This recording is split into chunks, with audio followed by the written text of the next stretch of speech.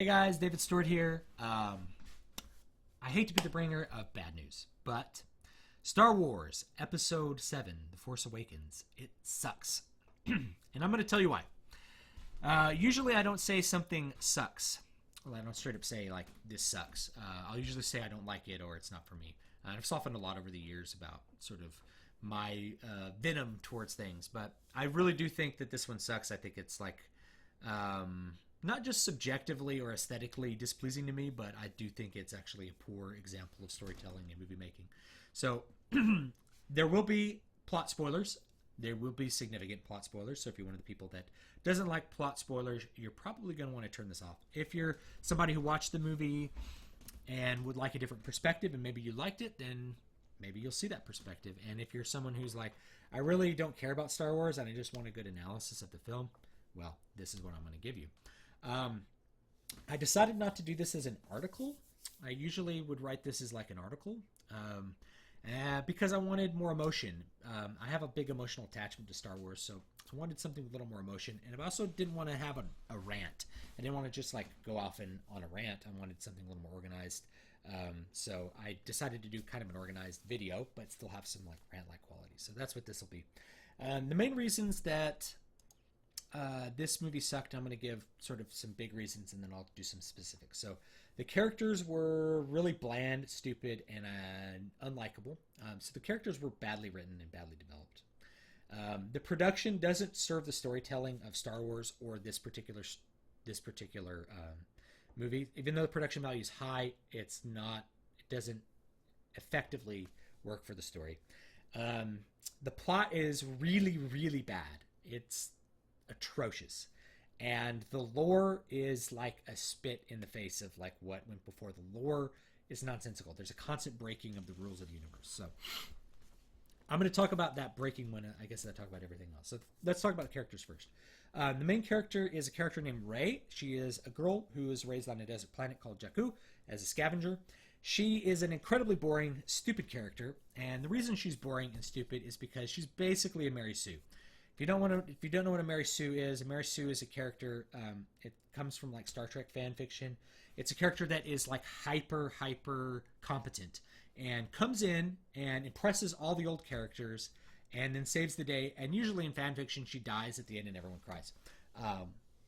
And the reason that I'm using Mary Sue, which is a fan fiction device, is because this movie, this is the headline, Star Wars is a $100 million fan fiction film. So The Force Awakens is a $100 million Star Wars fan fiction film. It felt like that.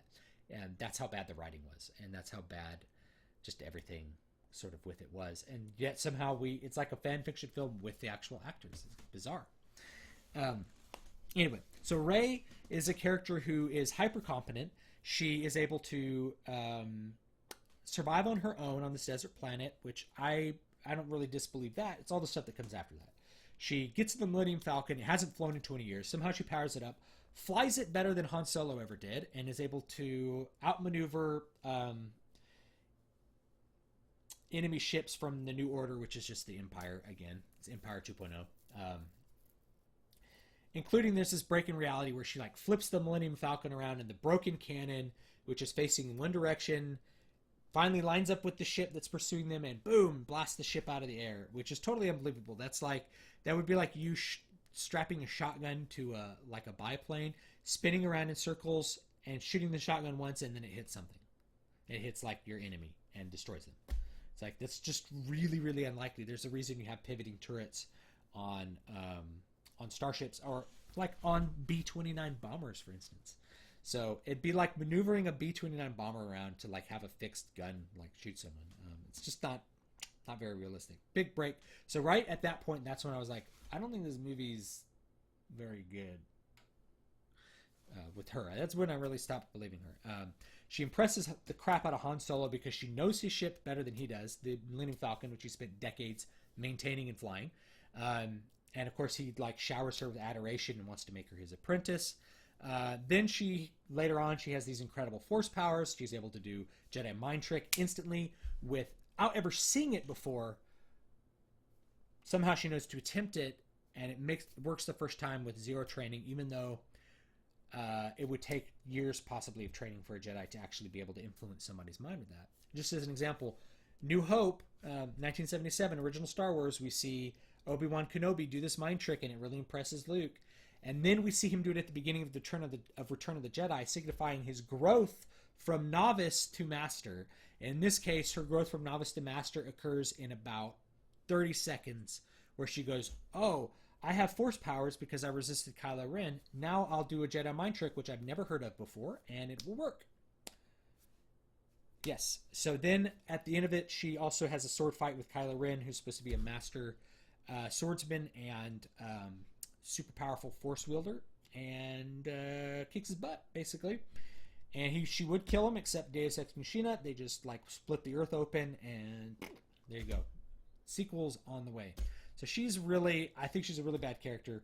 I think a lot of people have given her a pass because she's a female protagonist, and that's unfortunate because if she was male, she would be just as boring and pointless, and she'd be just as much of a Mary Sue. She'd be a Marty Sue, if you want to call it that, and it just not a good character. People are excited about a female protagonist. I like to say, hey, Leia was a female protagonist, and she was actually a good character and had her own struggles and her own growth. This character has no growth. There's no growth in the character, so she's boring. She's the main character. Second main character is Finn. Finn is a former stormtrooper, and he's not believable because, first of all, after being born and indoctrinated from birth to be this member of the New Order, of this new empire, he suddenly has a moral problem during this shootout at the beginning of the movie and decides to help a resistance pilot escape with his own selfish idea of like, I need to escape from the First Order. And then once he leaves the First Order, he's like well adjusted, he acts normally, he's able to interact with people normally, he has no moral issues, he doesn't act as if somebody who's been sheltered his entire life and has no moral values would actually act. So that's a little bit unbelievable, and it's also wasted. It's a bit of a wasted writing opportunity, because it'd be more interesting if like he was more like the Terminator, didn't understand right from wrong properly, didn't know how to interact with people, was stuck in this hierarchical system and didn't know how to interact to make friends. Like that'd be a much more interesting character. Said they remove him from the First Order, and just like that, normal guy. So I didn't really find him particularly interesting. As a result, he's not. I don't know. He's not a repugnant character. He's not hyper competent the way that Rey is, but he's just not very interesting either. Kylo Ren is also, that's the third main character. He's like the Darth Vader of this particular movie. He starts off the movie being incredibly badass, like he stops this blaster bolt in midair, and it's really cool, using the Force. And he mind rapes Poe, this pilot, and gets information out of him using the Force. So you see he's very powerful. And then he takes off his mask and just becomes a colossal wuss for the rest of the movie, and is completely incompetent, sucks at everything he does, and yet his master doesn't really care and doesn't kill him for it. So he's just an incompetent buffoon for the second half of the movie, and that makes you not fear him at all as an antagonist, and it also makes you not identify with him as any kind of conflicted character. You cared about the idea that Darth Vader could be saved because he was so evil in the first two movies. In this one, you don't really care about Kylo Ren being saved because he's a wuss and he sucks at what he does anyway, and that's what happens in the second half. And that's, I guess, probably the only reason that Rey can beat him in a lightsaber duel is Kylo, besides being injured at the end, he also has been incompetent for an hour, so he's going to be incompetent at the end as well. So not a very good villain. Don't really care for him. All the old characters, they bring those in. There's Leia, there's Han. Han and Leia have this little talk with each other like this, and that's all you get from them. It's like, hi Leia, I've been away for a bunch of years. Oh yeah, okay, I miss you. I missed you too. You're not mad at me? Nope. I guess this scene is over. Oh, you have to save our son, Kylo Ren. Plot spoiler, Kylo Ren is Han Solo's son. Yeah, I'll go save him. That's them meeting. Like, wouldn't Leia be pissed about it? So Leia is robbed of all her power that she had in the first three movies, where she was like a legitimately good female protagonist. They just rob her power and make her a vanilla, bland character with nothing interesting to say. And Han Solo goes back to being the Han Solo from the beginning of A New Hope. He's made no growth and has regressed. And he's like, I went back to doing what I was good at. It's like, well, that's not very interesting. And because of that, it really feels like a fan fiction film. It's like, I really liked Han Solo in the first movie, so I'm just going to make Han Solo like Han Solo from the first movie. So it's not good. So the characters aren't good. Second thing, production. Production doesn't fit the movie, and let me tell you why. So first of all, everyone complained about the prequels being full of CGI, and they were. This movie has just as much CGI. It's CGI blasting you in the face from every possible angle all the time. There's CGI characters all over the place, and the CGI characters are obviously CGI. They're not convincing. The idea that somehow J.J. Abrams would create a non-CGI'd Star Wars because he happened to build the set of the Millennium Falcon and excited a bunch of fans. You guys have to be disappointed by that. And if you're not disappointed by the amount of CGI, I can't believe that you would have the complaint about episodes 1, 2, 3 having too much CGI. Like, everything in those was CGI, but everything in this one is CGI. There's no difference. Like, it's not convincing. The reason the first 3 films looked real is that they had real objects in them. The reason episodes 1, 2, 3 did not look as real is because they did not have real objects in them. Like, we can't computer program objects that look quite as good as reality yet. There's something very real about, like, a hand-distressed helmet that Luke puts on at the end of Star Wars versus, like, a CG'd version of a distressed ship. It just doesn't look quite right. Next thing, the visual style is not new. There are no new visuals. So the production, although the production values are high, they spent $100 million on it, they're not effective. There's no new visuals in the sense that all of the aesthetics are just carried over from the original trilogy. Even though 30 years has passed, we have the same ships, we have the same basic stormtrooper look with like a slight variant. We have the same Sith Lord in a black robe for some reason, with a headgear with like a mask covering his face to be scary, and then takes it off halfway through the movie and just completely negates that. Looks like some young little wuss, like totally Anakin 2.0, but way worse than like the emo Anakin. Kylo Ren is just an emo kid. It's really unfun character, not a good character. I don't like him. So yeah, we have nothing visually interesting. At least what you could say about episodes 1, 2, 3 is they were visually quite interesting. There was new planets, new locales, new species, new ships, new everything. Everything looked new and shiny, and there was all kinds of stuff you hadn't seen before. And that was the same thing with the original trilogy. Each movie gave you stuff. You had Ice World Hoth, you had Cloud City. In Empire, those were totally different from the locales in the first movie, which was Desert Planet. In this one, you get the same locales from the first movie, along with the same plot. Desert Planet, Forest Retreat of the Resistance / Rebellion, Death Star. Those are your 3 locales. Great. They're just lifted from the first movie, so there's nothing new there. There's nothing new. There's nothing original. There's nothing visually original in the movie, and there's nothing original in the plot. When I talk about the plot is completely unoriginal too. This is the most unoriginal Star Wars movie ever. This is the most unoriginal movie that has not been a remake of something that I think I've ever seen. It's completely unoriginal. All right, more technical production stuff. The music sucks. I did a whole music review about this. The music itself doesn't suck, but the music isn't effective. You rarely get to hear the score, except when Han and Leia are talking to each other, you get to hear some score. When Rey is like exploring this shot down old Star Destroyer, there's a little bit of score. You don't get to hear the music because you're just blasted with explosions constantly and yelling and loudness. So you don't even really perceive the music. The music just falls flat, and there's nothing new or original in the music anyway. It's all old themes from the first 6 movies.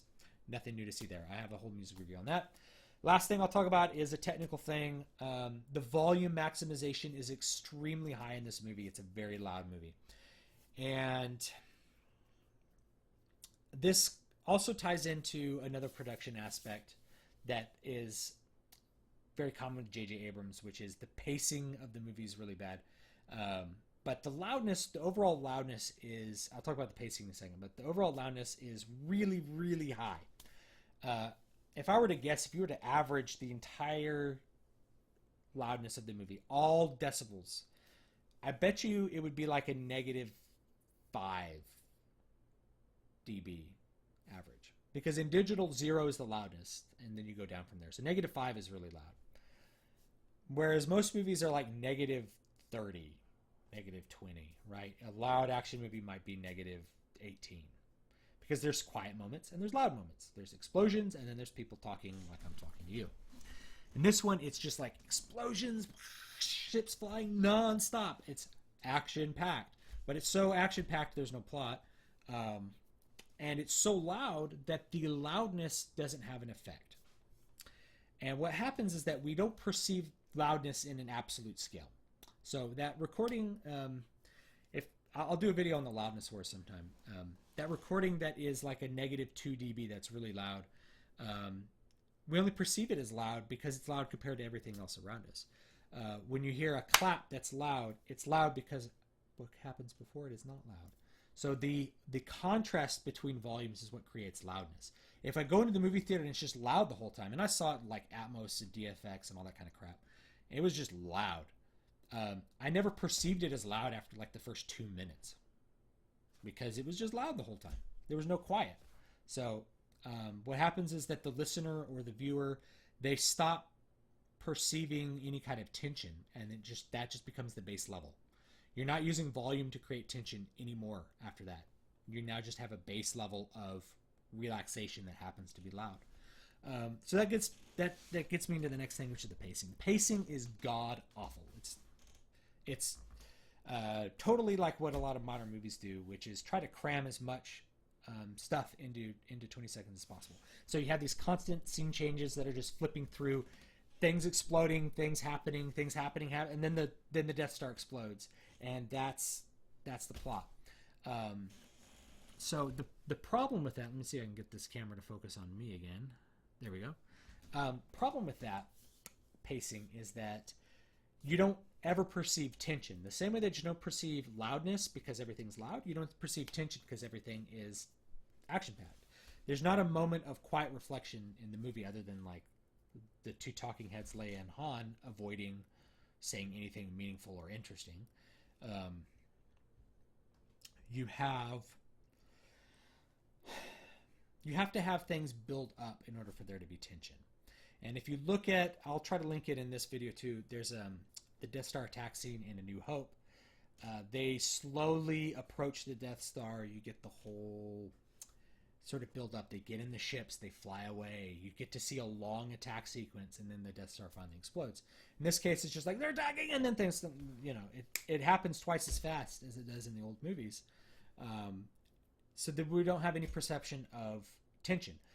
The attack on the Star Killer, there's like Star Killer planet, Star Killer bases, I think is what they call it, which is it's a planet-sized Death Star. There's no tension in it because we know they're gonna destroy it. We know they're not gonna lose.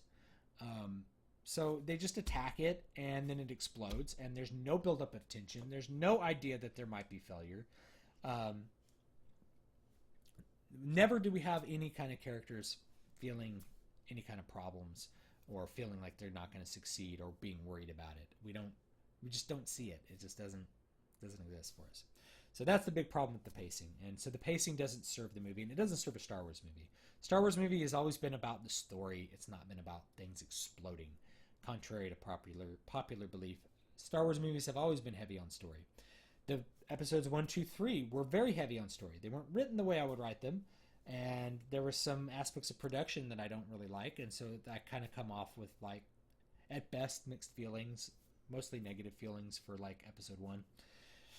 But at least they had a plot. And episode 1 actually did have a kind of a decent little plot, although a lot of people didn't like it. They're like, trade negotiations? That's stupid. I'm like, well, I mean, it's interesting to the characters, and therefore I find it interesting. So that brings me to kind of the last biggest thing I'll talk about is the plot is bananas and makes no sense. The movie starts off with this pilot recovering this piece of a map a map to Luke Skywalker. Luke Skywalker has disappeared for reasons unknown. The reasons are revealed that he tried training a new generation of Jedis, and Kylo Ren, Han Solo's son, spoilers, turned on him. And then he, like an emo kid, went and hid. This right away, the setup is bad because, first of all, I don't really believe Luke would just like abandon everyone. If Luke wanted to abandon everyone, why would he have a map to his location? And why would there be some kind of quest to recover this map? This is a plot from a video game, and a bad one.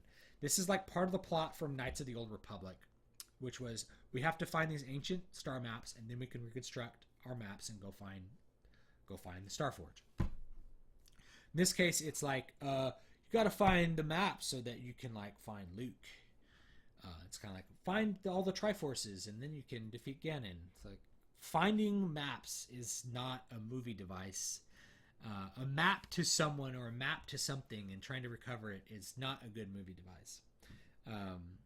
It's very much like a video game device. And frankly, why would Luke leave behind a map? So the whole setup is bad right from the get-go.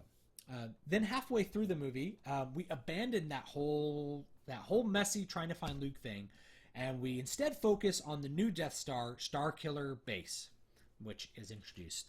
And it's a Death Star the size of a planet that sucks in the energy of a star and can now destroy planets that are nowhere near it. It can just shoot energy faster than light across the galaxy and just blow up whatever it wants, violating all the rules of Star Wars. I don't know, maybe it doesn't really violate rules because it's a fantasy film, so whatever. That's now the new threat. And so halfway through, they just abandon that whole Luke Skywalker nasty business and just get on to trying to destroy Starbase Alpha. Finn happens to have apparently technical knowledge of this Starkiller base, even though he was on a a Star Destroyer not stationed on this base, and as a grunt, and as later reveals that he worked in sanitation or something, yet is able to produce this information that they can destroy it. So of course they destroy it because there's no other option but for them to destroy it. There's no tension in that. The plot at this point, you may realize, is actually it's pretty much just lifted from the first Star Wars movie. You have a young protagonist on a desert planet who is swept up into a galactic conflict they have no real idea about, is brought under the wing of a wise old master. In this case, it's Han Solo. In the first one, it was Obi-Wan Kenobi. They then watch that master get destroyed. Han Solo gets killed by Kylo Ren. And then they overcome their personal barriers and use their innate power and skill to affect the world. So at the end, Rey fights Kylo Ren, somehow defeats him. Then, of course, rather than making that defeat total, they split the Earth, and Kylo Ren goes off to live another day. They never explain how he gets off the starbase when it explodes. The big problems with the plot is that they never explain anything, and there's a bunch of violations of the rules of the universe and a bunch of violations of the rules of lore that happen. There's a part where, like, the starbase destroys the Republic by destroying one planet on it, and Han looks off at a day sky and sees the light bolt over there destroying it. And he's like, well, I guess they destroyed the Republic. And how would you know that? You wouldn't see that because that light would have to be, first of all, bigger and brighter than any star known to see it during the daylight. And also you wouldn't see it because light travels at the speed of light. So if you're seeing the light of it going, even if it's going at the speed of light, the light from it is traveling at the speed of light. So you actually wouldn't see it for years because it would be light years away. So you wouldn't see the light. Now, years later, people sitting on that planet would be like, oh, there's some weird, crazy light. But you wouldn't see it. It would be impossible. So, it breaks the laws of physics and the laws of Star Wars, and it's stupid. It really, all of those things, all of those problems. There's a part where they send 3 people to go disable the shields on the starbase killer. Han Solo, who just showed up at the Resistance, hi Leia, oh, hi. Can you go do this impossible mission and save our son? Yeah, I'll do that. Goodbye. They overcome this incredible shield by flying in at the speed of light. And that's it. That was just we'll go through the speed light and then like stop right before we hit the ground, and it'll be really impossibly cool. And we'll just pull up, and it'll be fine. And then we will miraculously run into Rey, who's been captured, where we are intending to blow things up on this planet. This planet. Imagine expecting to run into someone you're looking for and hoping to rescue, and this is your clue to the location. They are somewhere on Earth. Well, I have this other mission I have to do. Then I'll find her somewhere else on Earth. So you go to your mission, they happen to be there. There you go. So the plot is unbelievable at every turn. Is lifted from episode 1, but way worse because, or not episode 1, episode 4, but way worse. Because in episode 4, it's all about the Death Star. At the very beginning, it's Leia hiding away the Death Star plans. At the end, they use those Death Star plans to destroy the Death Star. In this one, it's like the search for Luke, and then nothing happens. The Death Star blows up, and then they find Luke at the end, and he has 0 lines. So it's really, really... just the plot's very bad. And it's not believable. It's not believable in the Star Wars universe.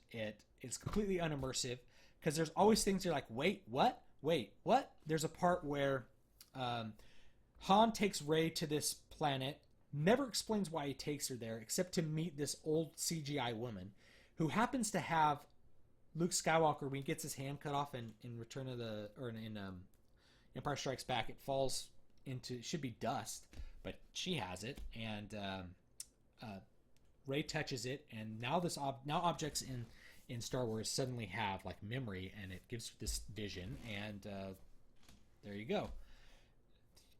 From J.J. Abrams, like, we have to get this lightsaber in her hands. Well, how can we do it? Well, we'll just have Han take her there. Like, okay, that makes sense. No, it doesn't. It doesn't make sense. It doesn't make sense why they're there, and it doesn't make sense that the lightsaber does that, and it doesn't make sense that she gets captured and then breaks out with force powers that she doesn't know about, and then defeats like a master swordsman at the end of it. That doesn't make sense. None of it makes sense. It's just like, it's a mess. What a mess of a plot. Like, I can't really say enough bad things about the plot. The plot was terrible and unbelievable, and Rey as a character was terrible and unbelievable too. So anyway, that's what I have to say about that. I'm sorry for the long video. Hopefully you will forgive me for it. But suffice to say, the plot's bad, the characters are bad, production doesn't serve the plot or doesn't help with the storytelling, which basically makes, what do you have left? The movie sucks. I'm sorry.